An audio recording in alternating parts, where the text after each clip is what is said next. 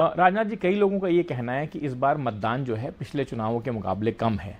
हालांकि 2019 के जो मतदान की फिगर्स थी वो औसतन से ज़्यादा थी, पिछले चुनावों के मुकाबले ज़्यादा थी, पर कई लोगों का कहना है कि संख्या जो है इस बार गिर रही है और ऐसा कहीं ना कहीं हो रहा है कि बीजेपी की सीटें इससे गिर जाएंगी। ऐसा बहुत सारे ऑब्जर्वर्स का कहना है। नहीं, ऐसा देखिए, ऐसा हमारा ये जो इंडी अलायंस है, इंडी अलायंस की विश्वसनीयता, इसकी साख, इसकी क्रेडिबिलिटी कॉमन मैसेज में बन नहीं पाई, क्योंकि आपने देखा कि इस इंडी अलायंस को बनने में ही इतना ज़्यादा विलंब हुआ।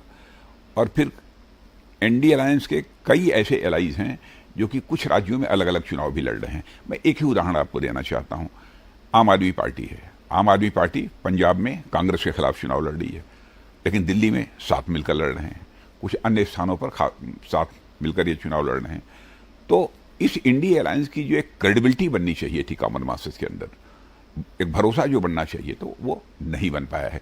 इसलिए इंडी अलायंस को लेकर जन सामान्य में इसके प्रति लोगों को का उत्साह नहीं है, और लोग ये मानकर चल रहे हैं ये किसी भी सूरत में सरकार नहीं बना सकते हैं।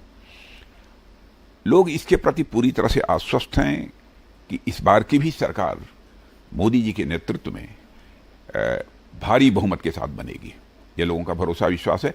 इसलिए हमारे जो मतदाता हैं, कमोबेश उनके मतदाताओं की अपेक्षा अधिक प्रतिशत उनका मतदान हो रहा है, ऐसी मेरी मान्यता है। तो मतलब अगर मैं मोटी सी बात समझने की कोशिश करूं तो ये है कि भाजपा का जो वोटर है वो आके वोट डाल रहा है, लेकिन बाकी लोग चूंकि इतने उत्साहित नहीं हैं, थोड़े हतोत्साहित हैं अपनी पार्टियों को लेकर, उनके समर्थक जो हैं, और इसलिए वोटिंग में कमी है। इसी सच्चाई यही है, यही बात है। और एक कारण थोड़ा सा गर्मी का भी है।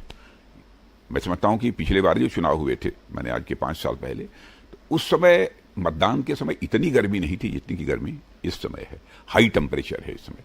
थोड़ा बहुत इसका भी असर होगा, इस सच्चाई को नकारा नहीं जा सकता।